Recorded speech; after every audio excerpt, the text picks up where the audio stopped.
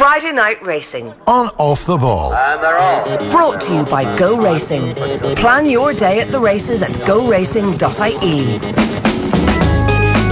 All right, a very good afternoon to you. If you're watching us live on YouTube, on Facebook, or indeed on Periscope or Twitter, we say, we salute you for being part of our brand new adventures in horse racing broadcasting here. And we say a very big hello as well to our friends at Go Racing. Really looking forward to that partnership and where it takes us and the massive upsurge in racing coverage that we're going to be doing right across our platforms.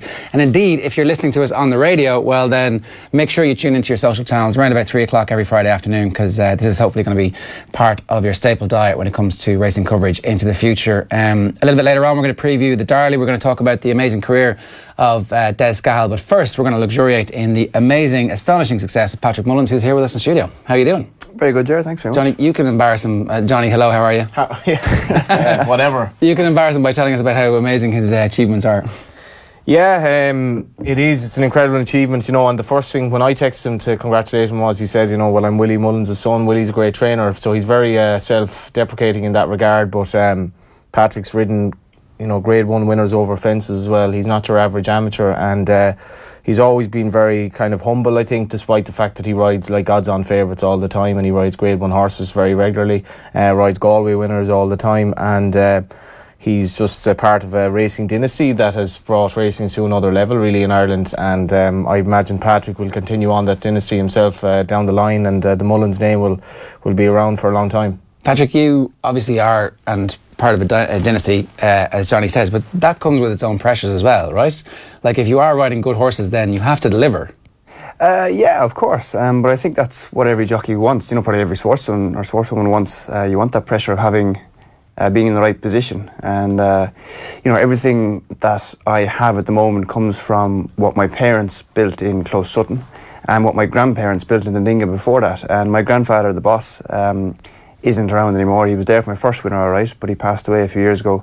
But my grandmother Maureen is I think she's getting younger all the time, so it's great to still have her there. She's seen the whole family evolve and get to where we are now. So when you set a record like this, what's that conversation like with her? Yeah, she was very proud. She came over the next morning, and a few of us sat down, and there was a bit of champagne for breakfast, which was unusual. So she's incredibly proud, and she's there's Danny and Emmett and David as well. So between all of us, it keeps her interested, and she knows every result. The next day you get a phone call saying, well done there, or why did you do that, or why didn't you win on that? So she's still very involved. You didn't take it for granted then, obviously, if there's a champagne celebration for breakfast. It was something, you realised that it was a landmark and something that needed to be marked. Yeah, I mean, I'm growing up, and Ted Walsh had the record, Ruby's father, and all the time when I've been growing up, my father, who's a very good amateur rider as well, he's talked of Ted with such respect, like Ted was the man. He won a champion chase, so to be able to emulate him is something very special. But obviously I'm in a very privileged position, and it's just good to be able to make the most of it. Yeah, you can enjoy it though as well. Like, it's not something you're like blasé about at all, because it is a lifetime achievement. Frequently a lot of sports people are like, oh, my medals are for when I retire at the end of the career, but equally then at the end of the career they're like, geez, I should have celebrated the triumphs a bit more. I think you find that actually with Pat Mullen as well. When he got his illness recently, he spoke about how he was just so obsessed by getting the next winner that he lost sight of the value of life itself and even his family. And I think you do. I'm obviously not a sportsman, but I do think because you're on the journey, there is a kind of a mantra that last week's dinner is no good to me now. But you do have to, to be the most amateur in Irish racing is something to celebrate. I don't think you can celebrate quite like your father can, but maybe in time you will. Yeah, we didn't quite go down to the Bagnall now, but I'm sure Willie had a few drinks down there with his friends. But you have to celebrate it because you don't know what the next day brings. In my career, I've had friends. Rob McNamara is in a wheelchair. Matthew O'Connor, a friend of mine, was in a coma for 13 or 14 days. JT McNamara was a man I grew up wanting to be like. He died from his injuries. So it's a dangerous game, and you have to celebrate the good days when they come. And as you get older, you realise how there's a lot of disappointments. Yeah. So you have to celebrate the good days because there's so many disappointments. Like even I'm very lucky. I ride a lot of good horses. My strike rate is 30%, which is quite high. But that still means for every 3 horses I win on, I get beat on 7. So you have to draw a line in the sand and mark. Are you getting better at dealing with disappointments and dealing with setbacks as you get older? Definitely. I remember when I was kind of 17, 18, and you might get beaten on a horse you should have won on, which happens. It's like people miss penalties. You see Ronaldo and Messi missing penalties there in the World Cup, and you'd be in bad form for 2 or 3 days, but you'd be making yourself be in bad form. You think that you have to be like that. And I remember I fell off a horse called Cousin Vinny in a Grade 1. I was 18. I'd won on him in Cheltenham the year before. I'd kept the ride, which was a big thing. And Ruby was in the weigh room, and he came down to the last. He was going to win easy, and he jumped it perfect. He stumbled afterwards, and I'd fallen off. And I remember for the next 18 months, if it came into my head going to bed, I wouldn't sleep for an hour. But now, you learn how to deal with that. Like this year, now I got the opportunity. Ruby got injured, and I got to ride Duvan in Cheltenham, which for any jockey, let alone an amateur, is a bit like standing up to take a penalty in the World Cup final. Now, obviously, he hadn't ran in a whole year since he'd been injured in that race the year before, so he wasn't exactly an odds-on certainty or anything, but he fell, and this time I was able to just put that back in my head, move on. I had another ride later in the day, I had another ride the next day, and you have to learn. Winning is easy. You have to learn how to deal with defeat as well. Can I ask you how you learned? Like, who taught you? What conversations did you have? Where did you seek help in that? I suppose, to be honest, just myself. I looked at it and I thought there was nothing to be gained from being down or depressed or angry at yourself for a prolonged period of time. I don't think it's good for your performance going forward. So the way I always look at it is, you go in, you might watch it once, you say, did I do something wrong? If you did, you think, right, I'll know that for next time. And sometimes you didn't do anything wrong. The horse just fell. Horses fall, and you move on from it. So, are there conversations with connections, family after?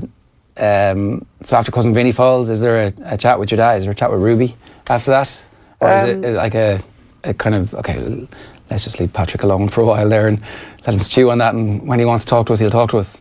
No, not so much to sit down. Like say with Duvan, I talked to my father about it I came in, I met him, we talked about it for 10 seconds, and that was it. That was it done. What did you say? I said I thought I was going to win. I thought he was going very easily, and Willie just said, yeah, I'm surprised he did what he did. He shouldn't have. He hadn't ran the year, so it's a big ask to go into a championship race in Cheltenham. He got it wrong, and he got up, and that was the big thing. Once he got up and he was okay, there was going to be another day. Yeah. And also I've seen Ruby, Ruby. I've seen Ruby, the likes of Annie Power falling the last in Cheltenham. I've seen how he deals with it. He comes in, you don't talk to him maybe for half an hour, but he moves on. He gets on with it, and he goes out and wins the next race. Yeah, so you try to absorb lessons from the people around you and then shape whatever your own mechanism is to recover from it, and that has to stand you in good stead. Because, as you say, 7 times out of 10, you're going to lose these races. That's it. It's different as well for jockeys because there's so much money at stake, and there are a lot of punters out there who are they're just quite angry when they lose money, and they'll look for the fall guy. And Ruby on Annie Power was an example, Paul Carby on Archibald, Patrick on various horses down the years, because they want an out, and social media amplifies that. And sometimes they might be right, but most of the time they're not. But because there's so much money at stake, they maybe have to take a bit more flack than the average sportsman. I don't really buy into that. I'm not on Twitter, and you're not? No, I'm not on Twitter. Facebook? I'm on Facebook. Yeah. Why not Twitter then? I just never got on. Didn't want to see the abuse at the start. Well, no, I find I see a lot of people on Twitter, and when they write a winner, they get 10 people telling them you did brilliant. Oh, great. And then they're a loser, 10 people telling them they're no good, and I don't think I needed it. Did you ever check it? Do you check it from time to time to see what people are saying, or are you do you have the app? No. Some of my friends will show me some funny things sometimes, all right, and good or bad. But friends are assholes when it comes down to it for that kind of stuff. Absolutely. It's shut up. I don't know any of this stuff. You see everyone gets lauded or abused, whether it's Ruby or McCoy or Cristiano Ronaldo. So that's just part of life. And I actually can only think of twice someone said something to me coming in off a horse getting beat.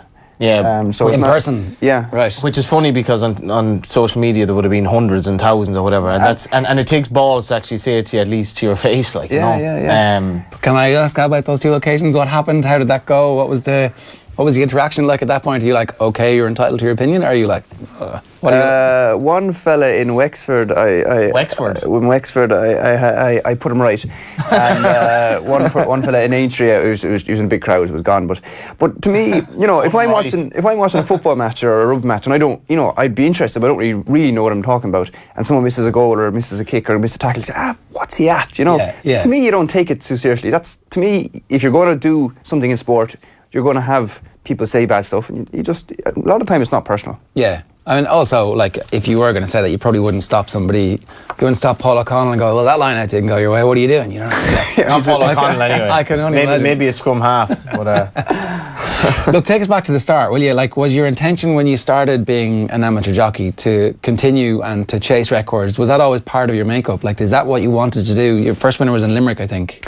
Yeah. Well, I played a lot of soccer, and so obviously that was the first dream to be the next Roy Keane or David Beckham, and that didn't come about. So I actually went to Clongowes College in Clane, which is a rugby school. So I played rugby for 3 years, and then when I got to about 16, I'd ridden. You know, I'd been riding away, but once I got my license and I'd ridden in a race, that's what I wanted to do. And obviously I was quite tall, I was quite heavy, so you know, my father was kind of saying, you might get 2 or 3 years out of this. That's all. He was always very aware of that, or made me very aware of that. So my first thing was to ride a winner, and I rode at Diego Garcia down in Limerick in June 2006, and my parents were actually, you know, toys, so they missed it. But my grandfather was there, so that was very special. that must have been special, actually. It was, you know, and And a few words, but he didn't say very much, but I could tell that he was glad to be there, you know, because I was the first of grandchildren, and so it was great to have him there. And then once you ride your first winner, you want to lose your £7 claim, and then you want to ride out your claim, and you know, it goes from there. And luckily I've been able to last a bit longer than my father thought I might. Is the weight an issue? Is lifestyle an issue? Like, how does that have an impact for you when it comes to, because obviously everybody wants the most likely successful outcome for their horse when they're saying, yeah, that jockey's fine, let's go with that. And like, you're, as you said, tall, so weight must be an issue for you, is it? It is. I mean, well, I'm quite tall, and I'd wake up 11.5 stone, you know, without working too hard now. Just, you know, I'm not eating Chinese or having pints but as an amateur, that's why I'm an amateur rather than professional. I'd be too heavy to be professional. To be a professional jump jockey, you want to be 10 stone, 10.5 stone. Right. As an amateur, 11.5 stone is probably as heavy as you can do. So for me, it's perfect, and I'm able to do that, and I'm able to be mentally and physically strong at my weight. You know, I could probably, if I really need to get down, 11.2, 11.1 is probably the lightest I'll do, which is lose 6 or 7 pounds, which is very doable. I did it for a horse in Killarney there, Wicklow Braves, during the week. But I'm in the lucky position that when I'm doing that, it's for a horse that might win. You see a lot of lads doing it for just a ride, you know. So I know so many of my friends who are probably as talented or more talented than me, and they work twice as hard as I do to ride horses that are only half as good as I'm riding. So it's not a problem for me with the weight, because I'm guaranteed to riding good horses. How do you lose 6 or 7 pounds, and what time frame are you talking about? Everyone has their own way of doing it, and my methods would have evolved as I've gone on. I would usually do it through sweating, so I would keep my diet the same, and I would eat the night before, probably eat fish. I would always have breakfast, and I'd probably have something small for lunch, because food doesn't actually have a huge amount of weight in it if you ride the right type of food. And I would usually sweat in the morning. I'd ride out with some jackets or waterproof gear, ride 3 or 4 horses, you'd sweat. If you're really struggling, you could have a hot bath the night before. Then I'd go down to the sauna, go down to the racetrack. I'd run maybe 1 or 2 laps of the track, right, and hop straight in the sauna. And so you're taking it off 2 or 3 pounds at a time. And are you shattered at that point? Like, for me, everyone's different. For me, 7 pounds is, I can do that and ride okay, well. Yeah. Does your body get used to it as well if you do it fairly often?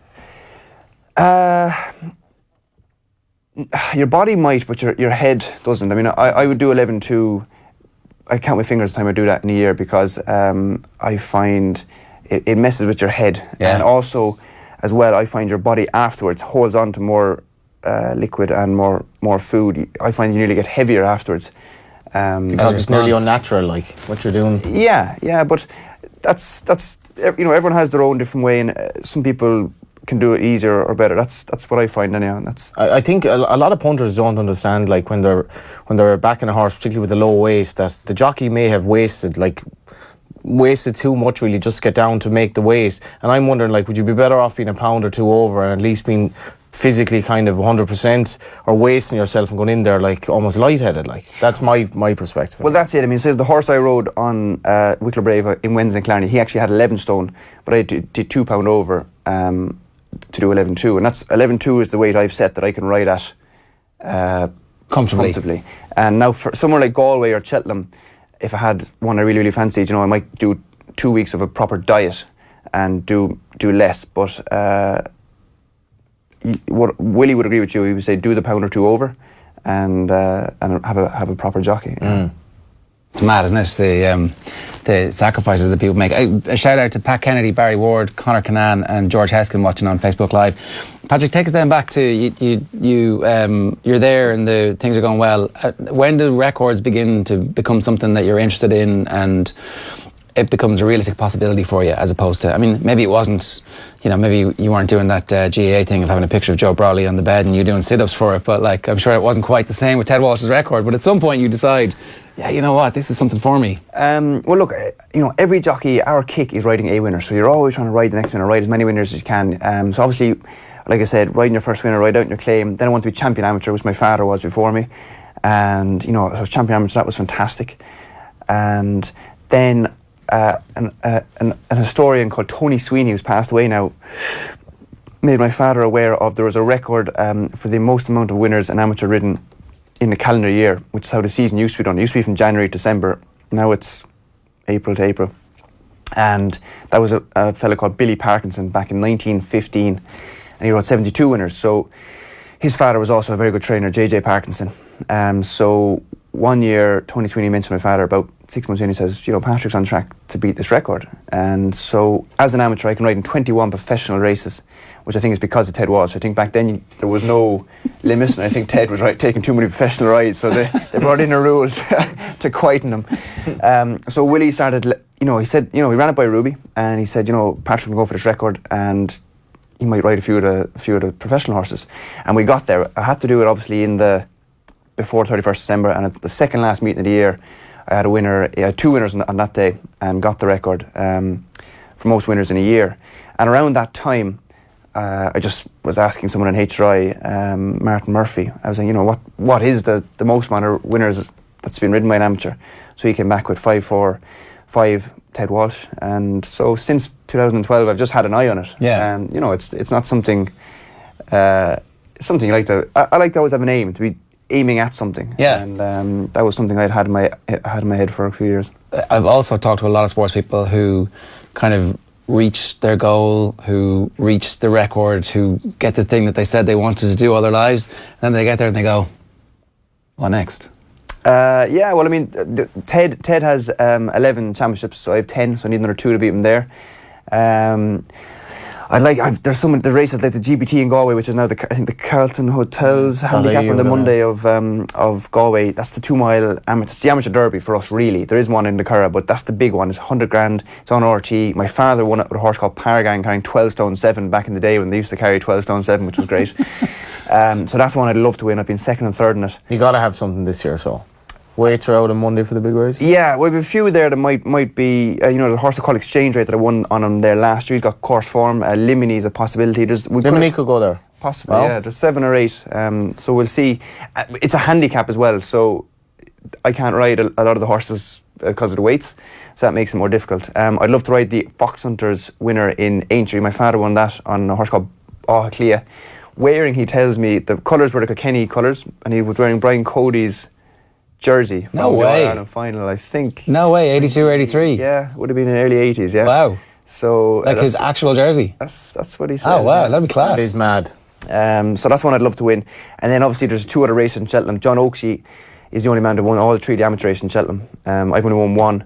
So I need to win the Kim York, just second in this year, and the Fox Hunters, which would be hard. But So you've got loads of stuff actually. You're grand in terms of targets. Because somebody's been mentioning the 1,000. Is that was that just Ted Walsh throwing that out there, going, "Here, listen, you're no good until you win 1,000." You might have beaten my record. Got to listen to Ted. No, I just said it's technically it's possible. Like, it's taken me 12 years to get to 546. So my father wrote he was 40. He wrote a with Cheltenham winner when he was 40, which is incredible. Like, Gordon Elliott's 40 now. I can't get my head around that. But so technically, if I rode till I was 40, 1,000 would be pretty cool. How long do you think Ruby will go? As long as there's good horse to ride, I'd say. But he has to stop at some stage, no? Yeah, well, Ruby's 39, but I mean, like, Noel Feely is 42 or 42, I think, yeah. was 45. So, I mean, Ruby's been very clever. He's not had the McCoy thing of, have to go everywhere and have to ride everything. Sparingly. He's riding the good horses, so he's riding out at the moment with us, and he'll be back for Galway, and I think he'll be like he was never away. I wanted to talk to you a bit about 2017, because it was one of those roller coaster years where even within the space of a week at Cheltenham, for example, the first 2 days are sporting despair. Everything's going against you, and then the end of the week is absolutely sensational. And the end of the year, in terms of the Trainers' Championship, goes right down to the wire, as does the Jockey Championship, right? It felt to me like there was kind of a turning point in the Irish public's relationship generally with racing around the last couple of years, but it kind of reaches this crescendo where suddenly it crosses over from being the bit at the end of the news to stories about the people involved. And central to that is the rivalry between your dad and Gordon Elliott, and that now becomes something that everybody can kind of fully understand in a way that it's hard sometimes for casual sports fans to just clue in over the whole course of the year, because obviously it builds up around Cheltenham and it builds up around the festivals. But can you take me back to that week in Cheltenham in particular? Like, what's the atmosphere like in the house at the end of day 2?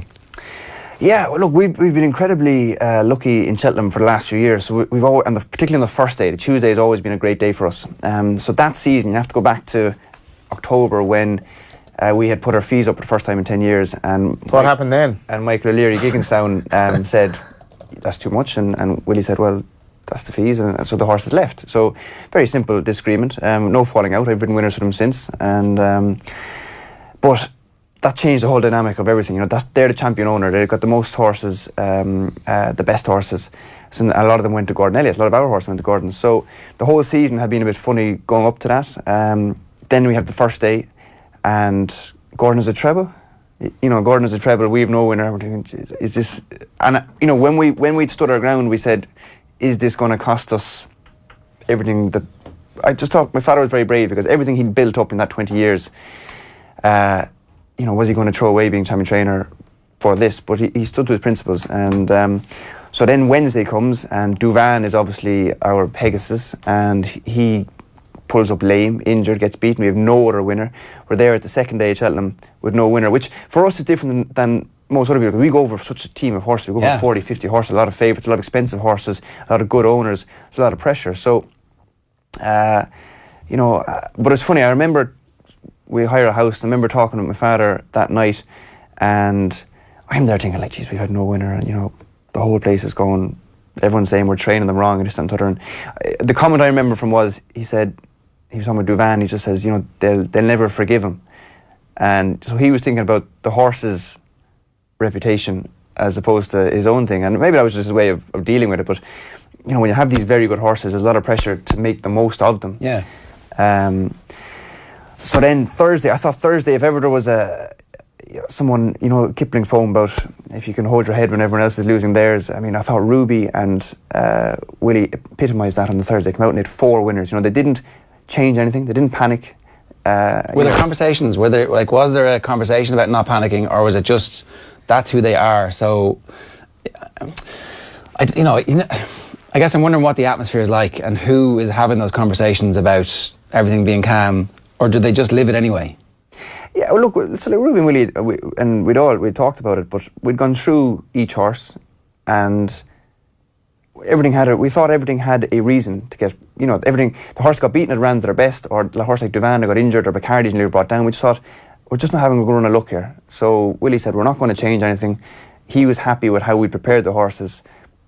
It'll come right. Yeah, if there'd been a bunch of unexplained reasons, then you kind of have to look at yourselves. But if you can have an actual factual reason for why everything's happening, then suddenly it makes sense. Yeah, but it was an amazing day because I remember even we had 4 winners in Cheltenham in one day is ridiculous. It's never been done. But I remember even after the first 2 races, I think it was York Hill and London. So I remember walking back with the winners' closure and thinking it's still not enough for what we've brought and what we've the expectation we've come with. It's still not enough. And after the third one, it was like, okay, we're getting there. Like I remember writing for the Irish Independent that week, and I remember writing about how Willie's demeanour was one of the things that I'll always take out of that meeting. I think Gordon Ellie will admit that he struggles a bit more going over like to Punchestown or Cheltenham after a bad day. He'll freely admit, I felt like going home. And I think Willie, at this stage of his life in his early 60s, he just knows you have to get on with it. But his dealings with the press, for me, were phenomenal that week because like Douvan really did feel like, it wasn't like a funeral, it was like a mass funeral. It was like everyone was so like deflated after that, and as I never heard that comment before, that they'll never forgive him, but it was just one of them things. But he just handled himself so well, and I thought that's the way you got to live your life, just take the spare and the good times pretty much all as one. Yeah, because you got to get up tomorrow and something new is going to happen. Yeah, I remember being I was at the Sports Awards for the Independent, and Vincent Hogan was up on the stage with I think Brian Kerr and 1 or 2 other men, and they were asked for their moment of the year. And a lot of the boys gave obviously victory things, and Vincent just said, he said, which just from someone quite involved, obviously, he said Willie Mullins handling himself after Douvan. He said after 2 days gone, and he came over and talked to the press and gave a frank interview, whatever. And it's funny, like, I see Willie do that and I don't think any of it. Yeah. But it was interesting to see how someone like Vincent Hogan appreciated that and what they made of it. Where did your dad get that from? Well, I'd imagine he got it from the boss, from my grandfather, who didn't say an awful lot, but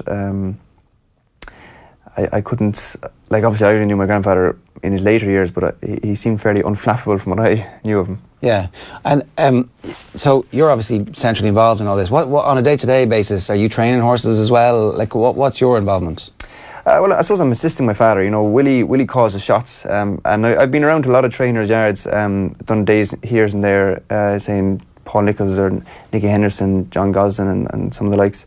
But Willie's very involved, and then there's myself, David Casey, Ruby Walsh, who are sort of there to give our opinions, and he'll generally he has this annoying habit of getting it right, so yeah, I'm trying to just learn off my father. I'm riding a lot during the summer. You're racing 4 or 5 days a week, but I'm trying to watch him in the mornings and see, because sometimes you see him do something with a horse and you think, right, okay, that's what you do, and then the same situation with a rider with a different horse and he'll do something different, and you're trying to figure out. He's just intuition, though, isn't he? It's just. Yeah, well, I suppose he's had it a long time, and he learned off his father before him. But he likes very much to train with an eye. There's a lot of technology coming to horses now, and you see what you're wondering.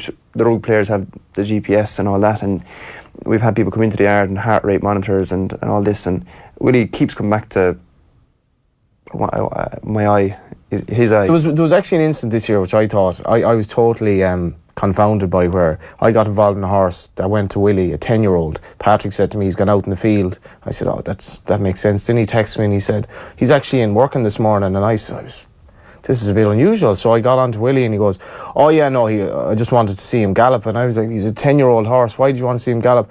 Oh, I just wanted to make a judgment on plans for next season based on him galloping. This is like a horse that's thoroughly exposed, like that everyone knows what he is looking at the form. But Willie hadn't seen him with his eye. And I was like, that's a little insight into what makes a genius, because I don't know if many trainers would have done that. His form is there for all to see. Like, he's a 10-year-old horse. Like. Well, I say there's another side to that. Now, I'd argue that the reason he got him back in was because I told him he'd gone out, and there would be he can. I do use reverse psychology with him sometimes. It does work quite well.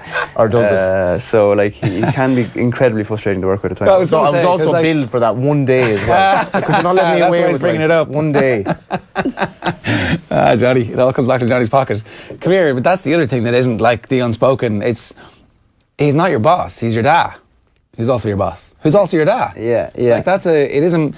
These family businesses are like, family businesses are hard at the best of times, but like, especially when you're competing, if you're riding a horse, if you make a mistake, it's not like he's criticizing an employee either, or, there's definitely it's much harder, I would suspect, like, being in a family relationship like that and having to be yourself at the same time? Yeah, to ride for, he's actually quite straightforward. I mean, if you mess up, he'll say nothing. That's the way, you know. Like a disappointed parent as opposed to angry. So if you come in and hold your hands up, that's fine, you know. But yeah, working with him in the yard can be quite difficult, because he can, you know, he'll say something on a Monday and you'll repeat that to him on a Tuesday and he'll disagree with you. And you're like, but you said that yesterday. But anyway, sometimes you have to bite your lip. But I'm sure that's the same with everyone. That's, you know. As a parent, I reserve my right to change my mind from Monday to Tuesday. It's like, I can understand that. The 2017 year you mentioned was a lot like when Alex Ferguson got rid of Ince, Mark Hughes and Kanchelskis in a season, and everyone wrote them off, and Alan Hansen had that famous comment, you don't win anything with kids. But Willie sort of reshuffled his pack a little bit, lost like all these stars, but reshuffled his pack and still won the title. And I thought it was astonishing, and he kind of ended winning the pulling up. And then last season was similar enough, and he won it again in Punchestown. And this year he's actually started so well with summer horses that it looks like game over already. Yeah. And that was a mad thing, because when Gordon went so close 2 seasons ago, everyone was like, this is the changing of the guard, and it probably was. But back this season, it just looks like he's reasserted his dominance, like, totally, to me. I'm amazed at the ambition he has at 62. Now, Kevin Prendergast had a winner the other day at 86. Yeah. That's just like, that's the one phenomenal thing about racing. An 86-year-old is mixing with the best of them. But we, you know, when Gordon, what Gordon has done is phenomenal. I have so much respect for where he's come from in such a short space of time and what he's achieved. It's absolutely incredible. And you know, he'll have his day without doubt. But Willie's going to make him work for it. I mean, he's gone and built new barns. He's got more horses in, more owners, more staff. He's gone into overdrive. You know, whereas you say 2 seasons ago, if he'd kind of just stayed where he was, kept our owners, our horses, hadn't built new stables, you know, we probably would have finished second the last year, and that would have been fine. But no, like he has such a drive still. I think that's the thing that has been this tipping point too, is that actually it becomes a really easy story to understand now over the course of the year. It's something else for casual fans to get involved in, but it also has at its core massive competition, which is the easiest thing for any sports fan to organise. This guy wants to beat this guy, and they're both really good, and so suddenly it becomes interesting. It's always more like if you have a team dominating year in, year out, it's less interesting. Willie would admit that himself, like, but it's like if you watch any wildlife show where the lion that leads the pack or the rhino that leads the pack is finally taken on by, and his legs are just getting too, but Willie is actually, he's stronger than ever, and it's remarkable despite all the Jigginstown horses. One last thing about 2017, am I right in saying that the end of 2017 at Punchestown is a bittersweet day for you? Did you lose the champion jockey in the last race? The amateur champion, yeah. I came into the week two winners behind, so I still had a chance. And then I think I had a second the first 3 days, at second, and Jamie had 3 winners, who was 5 clear, so it was kind of nearly game over. But I had in my head that I still had, I think, 8 rides left, so mathematically it was possible. And the second last day of the season, I had 3 winners. Wicklow Brave won the champion hurdle, Bacardi's got up and won the champion novice hurdle, and Montalbano beat Ruby in a finish. And it was a day you can't dream of. You know, to have a treble, to ride 2 Grade 1s, to beat Ruby, it had everything. And yet I left there going, you know, I need 2 more winners to beat Jamie. And I got 1 winner the next day, so I came down to the last race. I could tie the championship in the last race, and I didn't get it. But you know, it was an incredible 2 days. 2 days I'll probably never have like it again. But from a personal point of view, I was absolutely gutted to lose the championship, because, like I said, I'm Willie Mullins' son. I should be winning it. Now Jamie Codd won it, and Jamie rode fantastically well. He rode better than me that year. He deserved it. But I couldn't enjoy the single victories as much as I would have liked to have. Yeah, I can understand that. You did write a piece for GoRacing.ie about the Thursday night, I think, of that week, going home and being so pissed off. You had an entire jar of Nutella. Yeah, only a small jar now. Jar of Nutella. Oh, the best cure. Yeah. Yeah. Oh, that's interesting. JP's getting his thumbs up there. Like, did you use a spoon? Was it the knife, just straight with the knife? Oh yeah, no, small spoon. You get more out of it. What's the worst thing you can eat in terms of just looking after your weight as a rider? I don't know. Like I said, everyone has their own ways of doing it. Like I don't drink fizzy drinks. I don't have potatoes anymore. I will cut out bread as much as I can. Less carbs. Yeah, but I would have porridge in the morning. I have a routine. I drink a lot of water. But everyone has their different ways of doing it. I mean, would you have Nutella with porridge? No, I have honey in my porridge. Nutella's only for the bad days. Right. Comfort eating. You punish yourself with the Nutella, Bill? It's like, this is really bad. I'm going to eat you whether you like it or not. It's really bad for me, but I'm definitely going to do it. All right, a reminder, Friday Night Racing brought to you by GoRacing.ie, and if you want to read that piece that I was talking about there, you can check out the website GoRacing.ie. We do want to talk a little bit, before we get on to the races this weekend, Johnny, about Des Gal, because we've talked a little bit about the career that Des has had, and it's an astonishing career, but it's also something that kind of needs to be properly paid due deference to. Yeah, some commentators have their way of starting the race. There's a guy in America who goes, and there they go, and another lad will have another thing. But Desi's was defined him, because Desi was always about the simplicity of commentary, and they're off, and it was just, and Desi's kind of way of introducing the race, and Desi is off after this weekend. It's something that I don't think we actually have taken in yet, because most of us, or certainly everyone that I know in my generation, only knows Desi Scahill, and he goes back that far that he is the iconic voice, and for many years he was basically pretty much the only voice you'd hear at an Irish racetrack, when at a time you didn't watch races, you just listened to them, be it on the radio or even in betting shops. And obviously the game has evolved. Desi's time perhaps has come. He's been there in a slightly lesser role for the last sort of 2 or 3 years, since Jerry Hannon has come in a bit more, and there's always a changing of the guard, but Desi's commentary of Dawn Run winning at Cheltenham, and commentaries of, from my perspective, Brave Inca and Archibald at Punchestown, and I suppose Galileo and Fantastic Light. Desi's legacy will live on, and the one thing I'll always say about Desi is that he had perspective, in that he didn't commentate on bad races the same as he did on Grade 1 races. Right, yeah. It's something that I really resent, a lot of British commentators, where they get really worked up about some bad race. Might mean a lot to the owner, it doesn't mean a lot to most people because it's a bad race, but Desi, Grade 1 Desi, as my mates would call him, was a different kettle of fish to Desi at a lesser track, and that's the way it should be, because Desi understood that the gravity of it. Yeah. And that carried in his commentaries. But showtime is important. Great guy to have around, and a guy who was always in good form if you met him. We had the audio from that 1986 Gold Cup win. Here's Dawn Run winning, but Des Gal with the call. Run and skip, Dawn Run on the far side.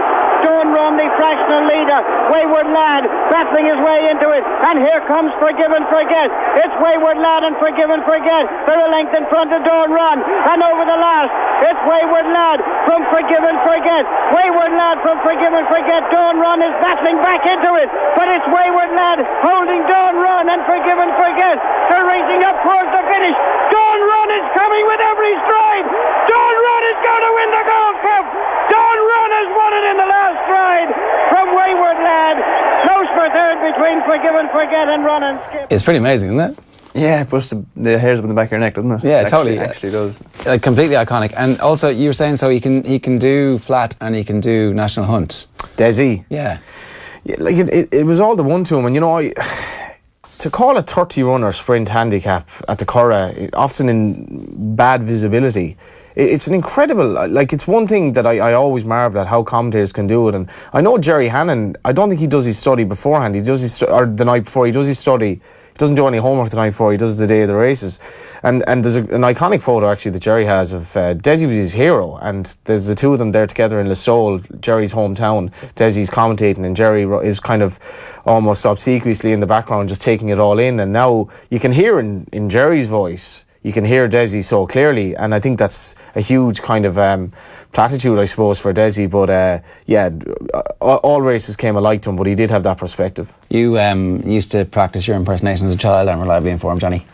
Yeah, well, it was just like... Are you going to give us a blast? The white flag is raised. There. something like that. But it was very kind of quiet and hushed, you know. But he never got too worked up about how a horse was travelling as well, and that was something that he's very different to the English commentators who will kind of editorialise. Desi was like, call it as you see it, but let the writers write about the race afterwards. So don't go telling them that this horse isn't travelling. If I let the viewer be the judge of that. Like, so he had his own ways of doing it. Like, he was probably a traditionalist in many ways, where he would call first, second, third, fourth, fifth. Invariably then throughout the race he'd name the jockeys and he'd call a finish, but he didn't want to editorialise it. He wanted the viewer to be able to decide how the horse was travelling, and that would set him apart from the more sort of modern trainer or commentators, I suppose. Alright, a comment from David Fox on Facebook Live says, Patrick's a credit to himself and the Mullins dynasty. I've been to Cheltenham for the past 15 years and Patrick's ride on Rathfinden last year was one of the very best I remember, up there with McCoy and Wichita lineman. What's your recollections of Rathfinden last year?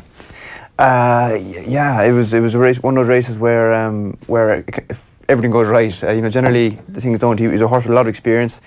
I hadn't had a winner in Cheltenham for 5 years. I'd won that race on Back and Focus in 2013.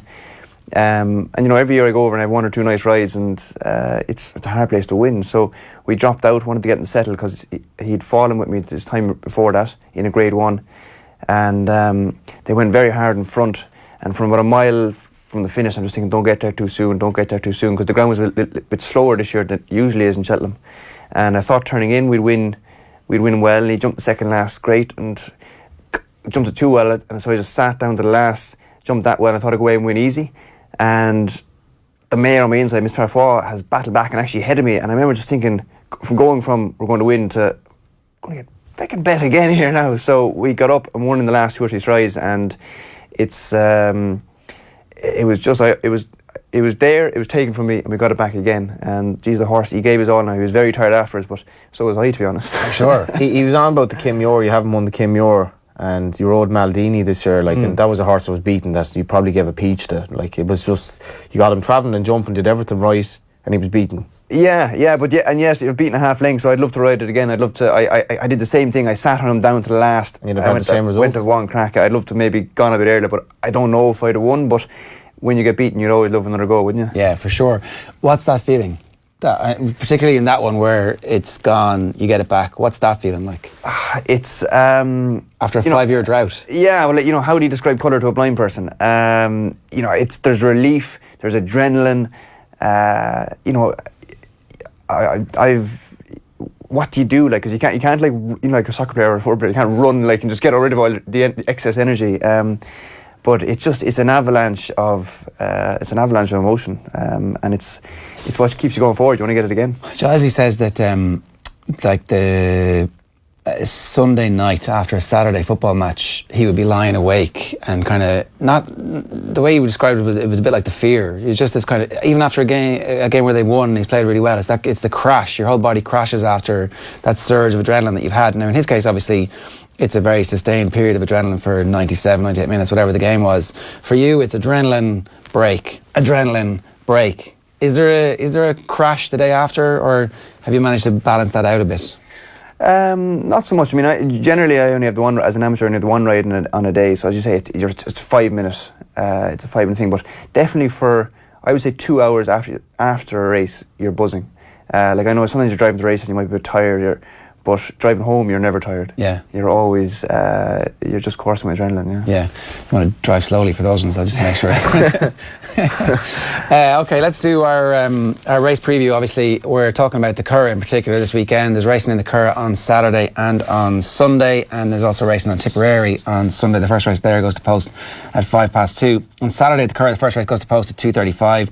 The Darley Irish Oaks is at 5:30. Tickets are £20 for the Saturday at the Curragh, and then on Sunday the first race at the Curragh is live at 1:45, and tickets are €15 there. Johnny, we're going to talk about 3 races, I think, over the course of the weekend. Will we start with the Oaks, though? It's the biggest race of the weekend. Sure, yeah, and if you're paying the €15 in on Sunday, you are getting your I think that is Desi's last day, so I think that's worth €15. Granted, like yourself, I may be in Newbridge. Maybe, yeah. Yeah, but if you're not, this is history, and you can say, I was there the day Desi had his last commentary after 50 odd years. The biggest day in Kildare sports history. Absolutely. Long time. Absolutely. until Sunday. As we kill your boys. No. Tell us what's you are. Pardon me. You like the look at this stage of Sea of Class? I do. By Caesar Sars, who has actually didn't run at the Curragh as a 3-year-old. Had one run in Leopardstown, the Champion Stakes. This horse comes here very fresh. Like, it's a massive step up from what she's been doing, because she skipped the big races, whereas the Aidan O'Brien trained duo, Magic Wand, obviously is coming here after winning the Ribblesdale, and basically she's been kind of keeping proper classic company, and Forever Together won the Oaks before being disappointing at the Curragh over a mile and 2 when the trip probably didn't suit her. On form, Sea of Class shouldn't be even 2-1, it should be a lot bigger, but I think she screams class. She's been very short prices in her races, she travels really well, very strong at the finish. I think that's one thing, if you want to back a horse that just finishes races well, and she relishes it. She looks really straightforward. And I think it's an intriguing renewal of the Darley Irish Oaks. I have to say, you've basically all the classic form there. I think Sea of Class could be really, really good. If she wins this in her 4th start, the sky is the limit for her. It was a difficult. I was talking to David Jennings, the race boss, earlier. He said if Magic Wand, if Ryan Moore's riding Magic Wand, if Forever Together hadn't run the last day, who would he be riding and who would be favoured? And probably Forever Together would be hot favourite. But it's hard with these fillies, and I don't know if Patrick is using this. It's hard with fillies that Aidan trains at times to really predict how much one might improve or not, because he just trains them in such a way that he kind of just lets them organically progress, and they do markedly, and you're always wary of taking Aidan on, but I like Sea of Class. Because there's not a straight line. No, he could have a horse as a 2-year-old that looks pretty exposed by the end of the campaign. 3-year-old, she just leaves all form behind, and Aidan has changed his training methods over years as well. There was the first race of the season at the Curragh, he always won that. Now he doesn't even tend to have a runner in it. I mean, he used to win a year in, year out, and I think he would say that he is slightly evolving. Also depending on the horses he gets in. So a Galileo horse is different to a horse that's American bred, or so he treats them slightly differently. But he's 2 smashing fillies here, and they would have big claims. But I think there'll be a lot of confidence behind Sea of Class. Okay, so just confirmation: this week's charity bet, courtesy of thetote.com, is €100 to win on Sea of Class in the 5:30 Irish Oaks at the Curragh tomorrow, around about 2-1, we think. The other races that we're talking about on Saturday, it's the Tote Scurry Handicap. Here, Gunmetal is probably going to go off favourite around about 9-2. Hello Bridget at 7-1, Ice Age 8-1, Artumi 12s. There's a few others in kind of around 10s and 8s. Yeah, 17 runners. It's probably winnable enough. But I think what's great about races like this is you've the likes of, we'll say, Damien English taking on Aidan O'Brien, level playing field. And the horse I'm going to tip was actually trained by Aidan O'Brien, master speaker, then went to Martin Hassett in Tipperary. I hope Martin's listening in, because he's a big Tipperary hurling fan, so he's been twiddling his thumbs now, kind of just watching Galway pretty much for the last... I actually offered him tickets for the Clare game, just if he wanted to see top-class hurling.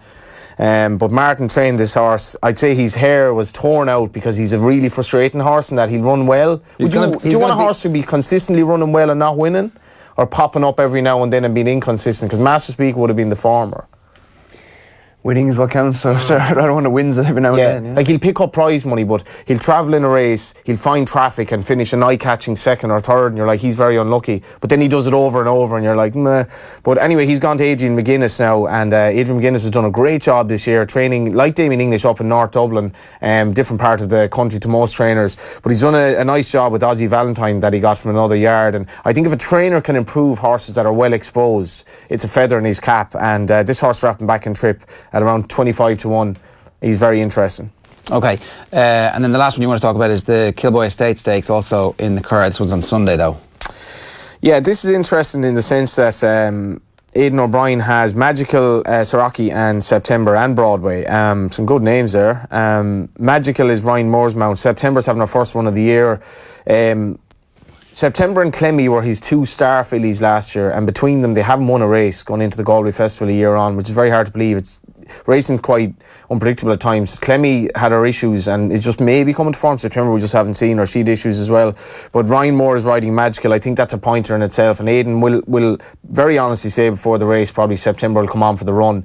I like Magical, but this is a really, really good renewal of the Group 2, I have to say. And Desi will have 4 races left after this. Yeah, okay. Are you as obsessed with flat racing as National Hunt Racing? I once asked this man at a Cheltenham preview night for his views on the Triumph hurdle horse of that year, and Willie would have plenty 4-year-old hurdlers, said, no interest, I'm not going to be riding them. No interest. Quite flippantly. Now, I don't know if you quite meant it that brazenly, but... Yeah, well, obviously the French horses and the good flat horse community they're not. I don't get to ride them because they're not bumper horses. So, but no, I'd follow the. Your dad's record in the flat though as well. It's just like it's insanely good. Like the lawman horse that won during the week in Killarney. Is this a recent an thing, or was he star. always training a small number of flat horses, or like was there a decision 10 years ago to kind of go, look, we should do this too? No, we actually stopped. We used to buy 2-year-olds, and we stopped that and concentrate completely on jumping horses. And what's happened now is we buy a lot of good flat horses to go jumping, and sometimes they don't make the grade because they don't like jumping, Max Dynamite, or they don't like the ground, and we can go back to the flat with them. Right, and they're still good enough. They're still very good. But you know what we're doing, fair enough. We're doing it over 2 miles, mile and 6. You know, the real staying distances, which to be honest, a lot of the flat trainers don't specialise in. I mean, what Jessie Harrington is doing with the likes of Alpha Centauri and her 2-year-olds, that's a different level at all. Like I know they're both win a Gold Cup, you know. Yeah, I know that it's all flat, but the flat we do is essentially. Stayers flat. You know, they're it's bumpers like. So when you got Riven Light there, would say he didn't really stay over hurdles, but you were always saying he showed a lot of speed, and all of a sudden then he's running over 7 in Galway in the Premier Handicap. Yeah, like we can do it. You know, you have the odd one there that can drop back and trip. And we had Lavinia won a Lister race there over that trip, but generally, you know, we're doing it over longer distances. Yeah, and it's a completely because it feels like it's a completely different sport, but obviously it isn't. It is very different. I'd love to ride in some of those mile races where you can drop out and watching Jamie Spencer or Richard Hughes. I always think it's like watching Picasso speed paint. You know, sometimes they get it wrong, but Richard Hughes over 5 furlongs in a Group 1 sprint on like Soul Power. That must be incredible. Where you're going as fast as you can possibly go, and you want to pass the whole field. Yeah, and I love watching the Archtown Stakes. They're two races I'd always try and go see. Are you obsessed with are you kind of watching every single race, everything, or are you like, I'm only interested in the horses that I'm going to be riding at the moment? No, I wouldn't. I wouldn't sit down and watch after race now on a day that we didn't have any runners or something. You know, I like watching good horses. Yeah. Or if I knew some of the jockeys are involved. But you get away from racing. There's a gap in your head where you can just go, okay, I'm taking a little bit of time away here. Very much so. Like, you know, a lot of racing people aren't like that though. They can't. I don't think they really have a life outside of racing like that. It is all their life. You obviously like rugby as well, and you have a few different interests. Yeah, it's a lifestyle, you know, because we have the horses outside the back door, so you're never getting away as such. But you know, we had a 10-day break there, which is the longest gap in Canada where there's no racing. So I went away and, you know, didn't see horses for 10 days and turned the phone off. And you were happy enough with that? Yeah, I was delighted. But I was delighted to get back as well. Where did you go? I went to Deauville. So you went to Deauville, but actually not for the horses. Met a few French people we know. I saw The Lion King in London in the West End. Very good. It was grand, and went to Alicante and lay on the beach for a few days. So beautiful. Yeah. Musical reviews with Patrick Mullins. It was grand. Exclusively by Off the Ball this Friday night. Yeah, it was grand. The Lion King was grand. There you go. Patrick, thanks very much for joining us. It's been great having you with us, Johnny. Great. You were grand. Grand, yeah. Great to have Patrick on. Yeah, Friday Night Racing brought to you by GoRacing.ie, and thanks very much to everybody at Go Racing and HRI. We're really looking forward to this partnership. I'm going to close with this brilliant comment from Danny O'Crahur, who says, no better sight than Patrick sitting motionless round the last bend of a bumper with the inevitable is about to happen, leading friends and I to derive the sentence, the grass is green, the sky is blue, Patrick wins the bumper.